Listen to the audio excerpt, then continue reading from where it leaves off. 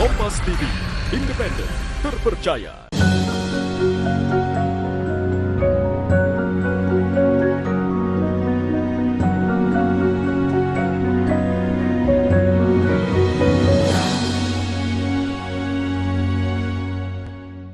Bismillahirrahmanirrahim.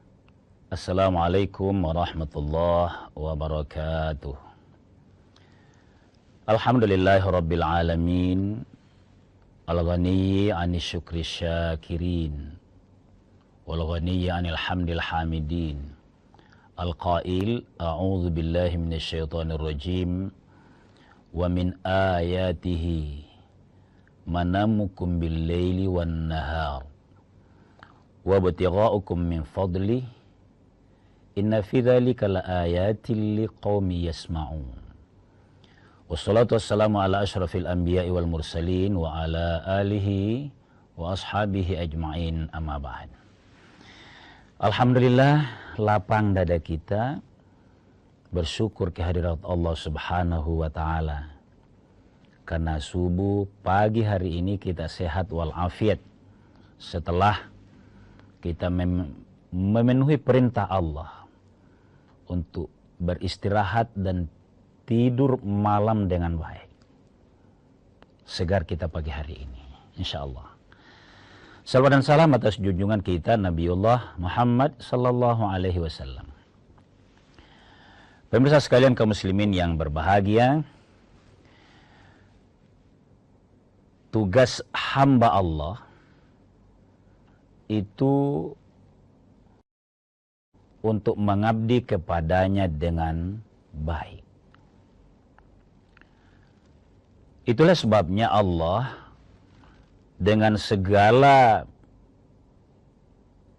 petunjuknya disyariatkan kepada kita, difirmankan kepada manusia agar ia bisa mengabdi kepada Allah dengan baik, didukung oleh suasana yang baik, terutama faktor kesehatan.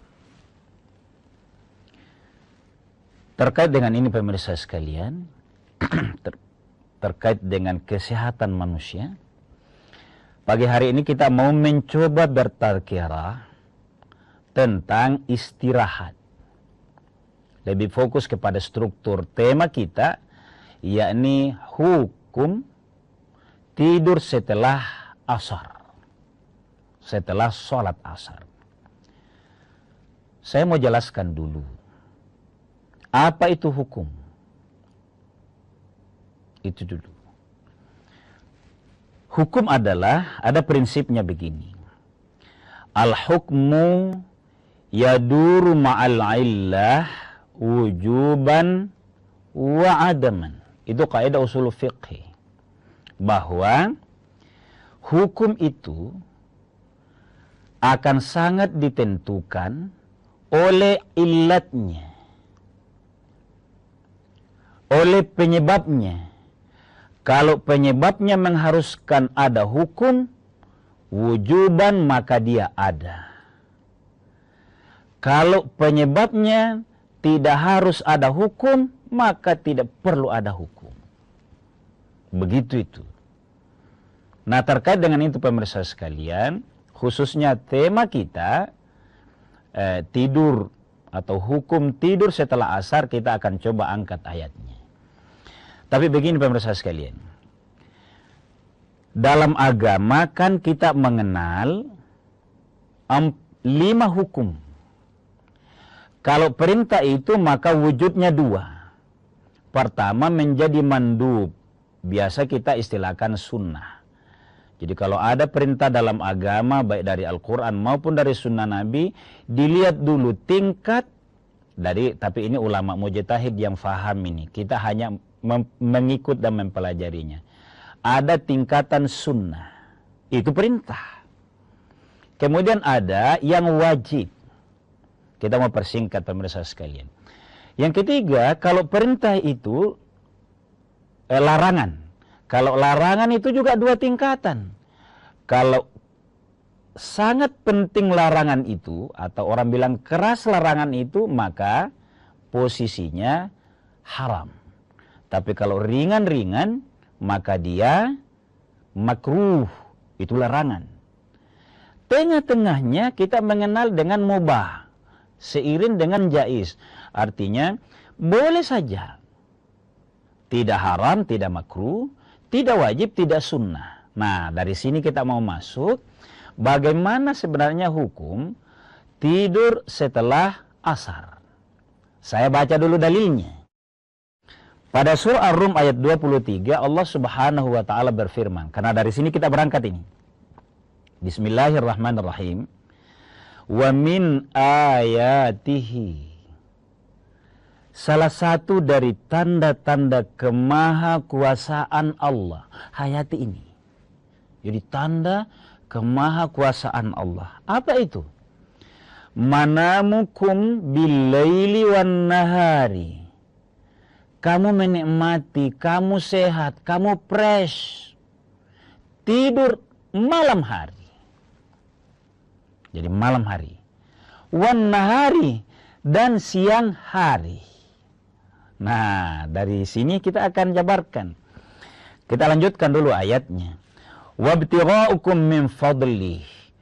Dari dua waktu ini, kamu boleh tidur banyak di waktu malam dan juga sebagian siang.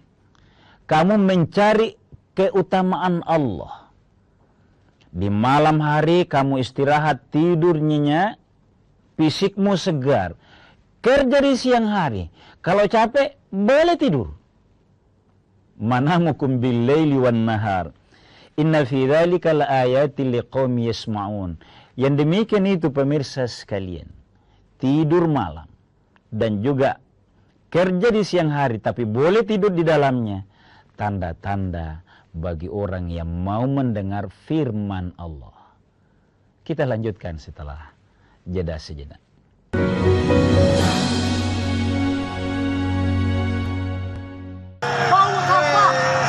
Sebenarnya kita ini dalam stadium 4 pengelolaan sampah.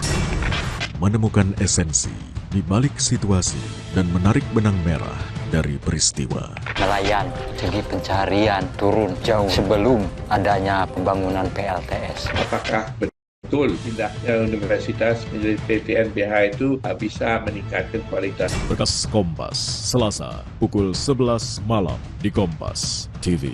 Jangan pegang apa-apa, angkat Di online itu ya, kerugian saya itu ratusan juta. Fenomena pelanggaran hukum yang kerap terjadi di tengah masyarakat. Buat sama handphone ya, kata dia gitu kan. Buat bukti ke bos gua, buat laporan. Kalau mesin plat itu kita bikinnya sekalian 22 miliar itu. Siaga dan waspada selalu.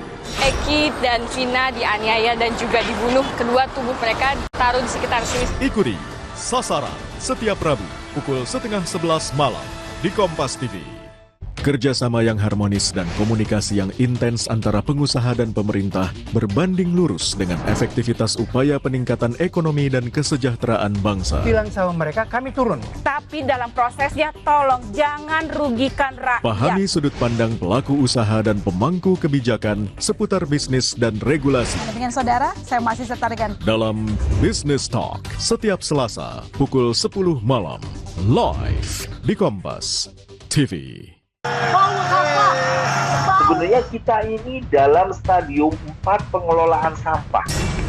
Menemukan esensi di balik situasi dan menarik benang merah dari peristiwa. Nelayan segi pencarian turun jauh sebelum adanya pembangunan PLTS. Apakah betul pindahnya universitas menjadi PTNBH itu bisa meningkatkan kualitas? Berkas Kompas, Selasa, pukul 11 malam di Kompas TV.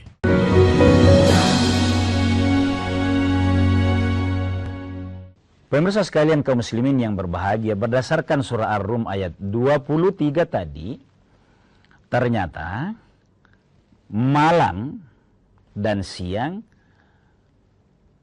kok kita begitu nikmat tidur kalau malam, begitu sehat, menjadi pertumbuhan kita, inspirasi lahir, bangun subuh sehat walafiat, dan tidur juga sebagian di siang hari setelah bekerja.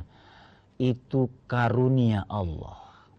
Nah, saya persempit sekarang sesuai tema kita. Apa artinya? bahwa sebenarnya tidur siang juga boleh. Yang mana itu siang? Kalau pagi sampai zuhur itu fokus kerja. Fokus beramal maksudnya. Niatkan seluruhnya ibadah kepada Allah. Tapi di atas zuhur dan setelah asar boleh istirahat. Bahkan pemirsa sekalian, menjelang zuhur kalau orang kerja keras, Islam mengenal istilah qailulah. Apa itu qailulah? Tidur sejenak. Kalau capek ki, sebelum salat zuhur. Kenapa? Kesehatan teman-teman dokter yang pasti lebih tahu. Kok itu kalau kita baru bangun, sehat, segar. Salat, kalau nanti kamu bisa khusyuk sampai kepada Allah, tawakalmu kepada Allah sampai. Kalau harus tidur dulu, tidur dulu. Islam mengenal dengan istilah qailulah. Dianjurkan. Tapi jangan meniatkan qailulah waktu zuhur sampai asar. Bukan itu maksudnya. Sekarang saya lebih persempit lagi ke asar. Bagaimana orang yang tidur setelah asar? Saya mau sampaikan pemirsa sekalian bahwa di masyarakat kita ada yang banyak yang mengenal bahwa itu dilarang tidur setelah asar. Maka agar ada pemahaman kita belajar sama-sama, saya juga belajar, dibagi waktunya. Waktu asar yang tidak dianjurkan tidur itu adalah makin mendekat maghrib. Makin dekat ke waktu maghrib. Kenapa? Jadi kalau di depannya betul-betul kelelahan, haram tidak tidurnya? Tidak haram. Makanya saya jelaskan tadi, larangan itu ada dua tingkatan. Ada yang haram, ada yang posisi makruh. Maka setelah asar, makin dekat waktu maghrib, makin tidak dianjurkan. Makin tidak dianjurkan. Tapi pastikan berdasarkan surah Ar-Rum sebagai dasar hukum utama, itu bukan pada tingkat haram. Kenapa tidak dianjurkan tidur setelah asar makin dekat maghrib? Misalnya kalau maghribnya jam 18. Setengah 6 misalnya, jangan tidur. Ini namanya ihtiyat. Maknanya, selain karena di situ ada pas mau tenggelam matahari itu setan beraktivitas di situ. Makanya kalau salat di situ makruh tanzih. Bahkan ada yang bilang haram salat di waktu itu. Itu satu.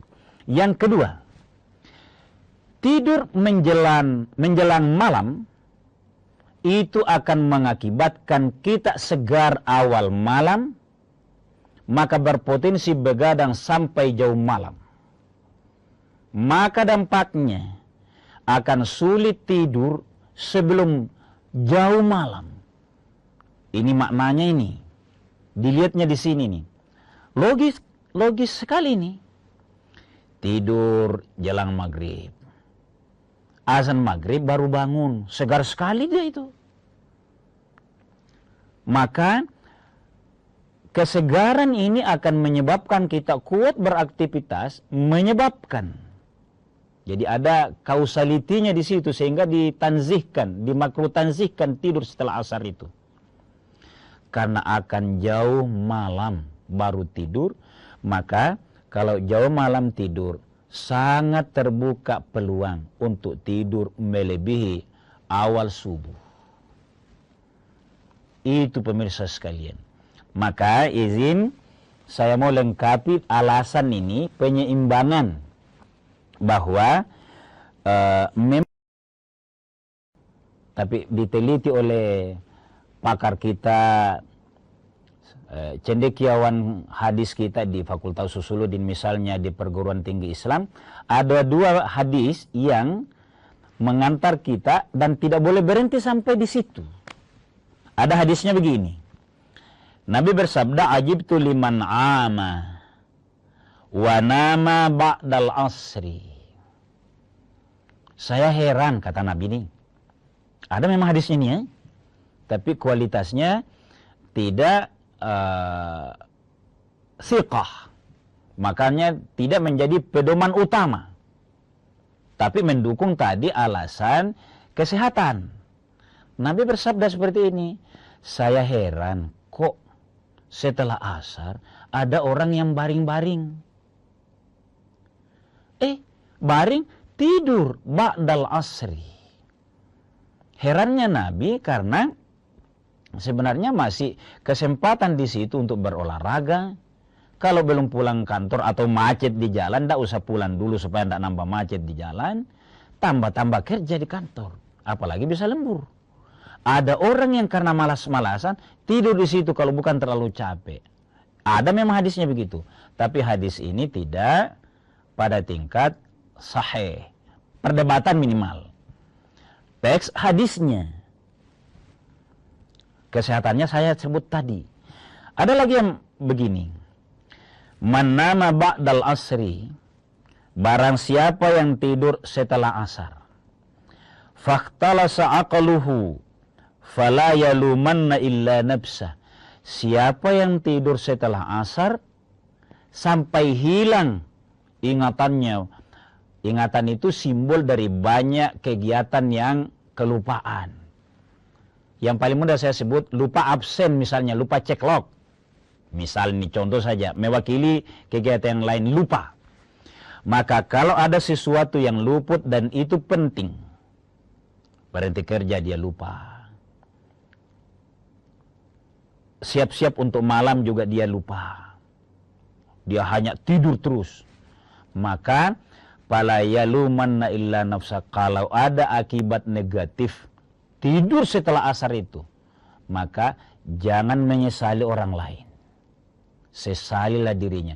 Dua ungkapan dari Nabi ini yang secara teksnya bagus, tapi kualitas kerawiannya, nah ini juga ada pelajarannya, saya tanda petik pemirsa sekalian.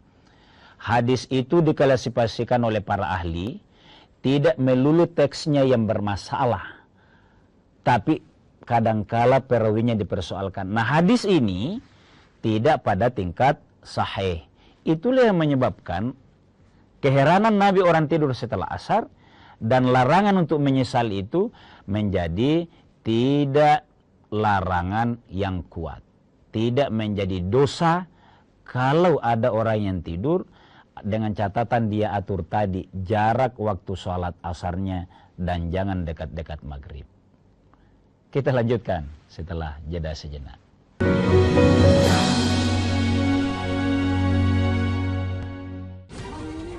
Isu-isu terkini yang menjadi perbincangan publik. Pemerintah menyatakan perang terhadap judi online.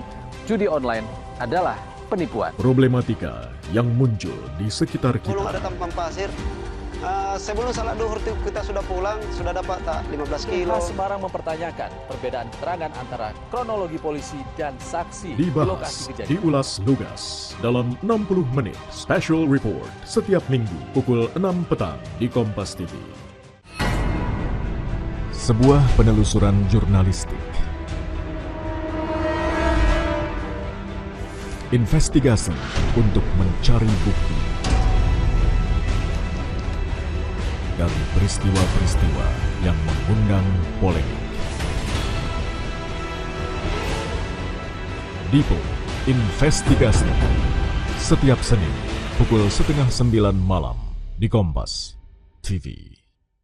Awali hari dengan sejumlah informasi terpilih. Es dan angin kencang melanda sejumlah wilayah di kota Depok, Jawa Barat malam tadi. Tidak ada korban jiwa, diduga api berasal dari kebocoran selang bensin. Ragam berita menjadi referensi menjalani aktivitas di pagi hari. Yang diakibatkan buruknya sistem drainase ini, jumlah atap bangunan rumah berterbangan ke udara. Kompas Pagi, setiap hari pukul 4:30 pagi, live di Kompas TV. Polresta Banda Aceh menetapkan 1 warga Rohingya sebagai tersangka tindak pidana penyelundupan manusia. Ketahui peristiwa terhangat dan terpopuler yang terjadi di seluruh penjuru tanah air. Sebuah gudang penyimpanan tiner di Surabaya, Jawa Timur ludes terbakar. 6 orang terluka dalam kebakaran ini. Kalau inline hoki sendiri ada teknik tertentu nggak sih yang harus dikuasai? Terangkum semua dalam Sapa Indonesia Pagi. Setiap hari pukul 7 pagi live di Kompas TV.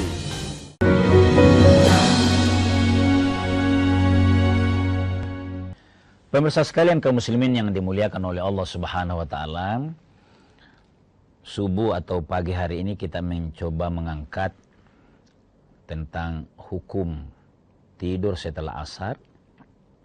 Kita masih butuh, setelah ada ayat dari surah Ar-Rum tadi, sedikit beda dari 2 hadis yang saya katakan tidak pada tingkat sahih dari segi rawinya, maka kita butuh 2 pendukung.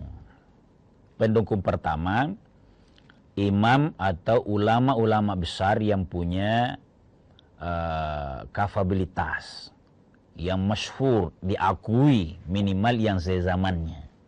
Yang kedua, terkait dengan tidur ini, ayo kita sama-sama sabar, mengakui ilmu itu terbagi-bagi. Ustaz harus menunggu sebagian sebelum menetapkan hukum ini kepada ahlinya. Siapa ahlinya tentang kesehatan? Ya dokter. Ayo kita kolaborasi, kita kaji ini. Nah, yang saya mau ambil yang pertama adalah dari pendapat ulama. Syekh Muhammad Shalih Munajjid menegaskan begini. Saya baca teksnya supaya mudah difahami. Wa amman naumu, adapun tidur, ba'dal asri, setelah asar. Ini Syekh Muhammad Shalih yang menegaskan ini. Bahwa jaizun wa mubahun aydon. Itu hukumnya jaiz. Wa mubahun aydon, bahkan boleh. Bagi kita biasa jaiz itu dengan mubah sama. Tapi ini ada tingkatannya, maksud dari Imam Syekh Muhammad Shalih di sini. Kalau jaiz sekedar boleh, tapi kalau mubah itu lebih mendorong. Ada waktu tertentu. Saya katakan tadi, kalau capek, terlalu capek, silakan saja. Masih ada mau kerja, masih mau produktif. Misalnya di kantor nih. Draft itu kan dari staf pelaksana. Sibuk kenapanya? Kesempatan pemimpin meneliti ada waktu setengah jam. Jam berapa? Jam 5. Maka dia boleh setelah asar di jam 3, boleh istirahat sedikit di tengah banyak kesibukan itu. Konteks ini saya mencoba memanainya, mengalokasikan waktu ke situ. Maka pimpinan mubah, silahkan untuk segar menyeleksi, memfinalisasi tugas-tugas administrasi di kantor, kira-kira begitu. Walam yasihhu anin Nabi sallallahu alaihi wasallam, bahkan ditegaskan oleh Syekh Muhammad Shalih ini bahwa hadis yang saya sudah sebutkan tadi dipertegas oleh ini, lam yasihhu anin Nabi sallallahu alaihi wasallam, tidak dikategorikan sah karena sejumlah perawinya. Sampai Muhammad Shalih ini agak serius.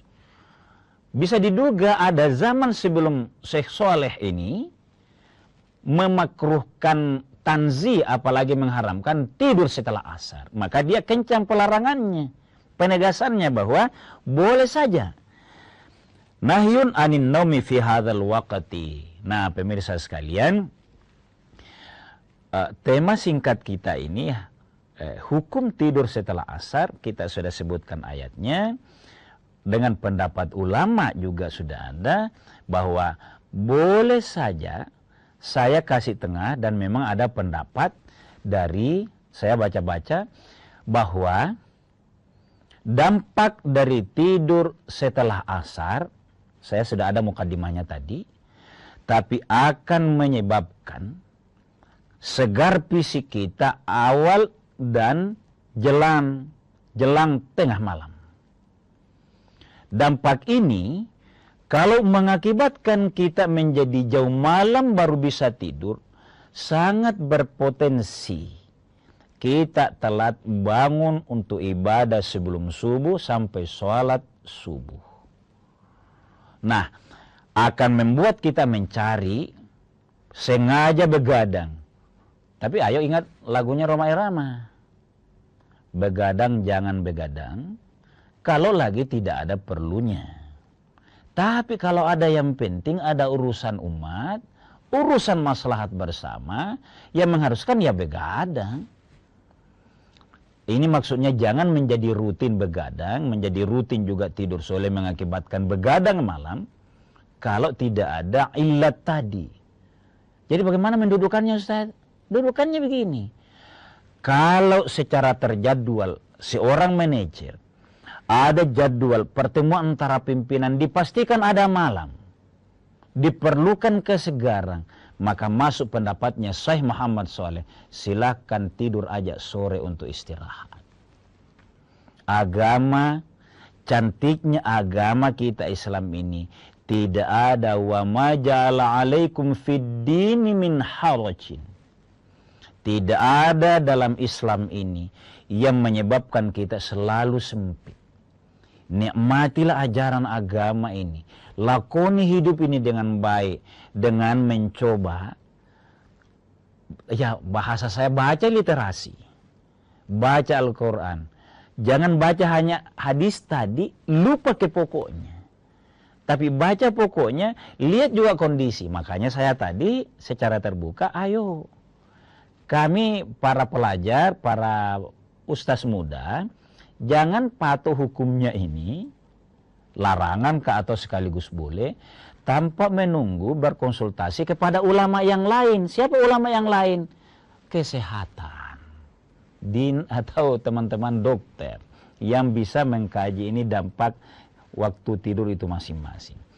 Pemirsa sekalian, secara terbuka saya mengakui harus jujur seperti ini, bahwa kalau dominan di kesehatan, kita komparasikan dalil Al-Quran, dalil-dalil agama dengan ahlinya, karena itu juga ulama menurut Allah, innama yakhshallah itu min ibadihil ulama. Ulama itu adalah yang mengetahui ilmunya secara dalam, sesuai masing-masing profesi.